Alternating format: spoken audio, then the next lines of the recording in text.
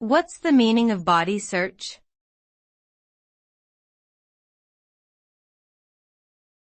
Body search.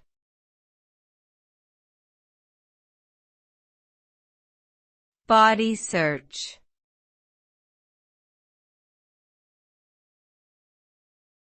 Body search.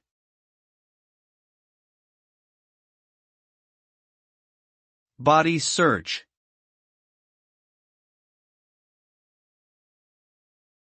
Body search refers to the process of physically searching a person's body for any concealed items or prohibited substances. This type of search is typically carried out by law enforcement officials in order to ensure safety and security in certain situations such as at airports, concerts, or other events.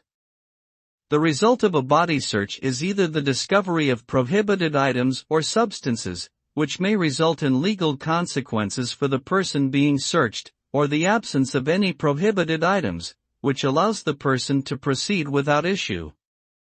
The goal of a body search is to prevent weapons or dangerous materials from entering an area where they could pose a threat to public safety.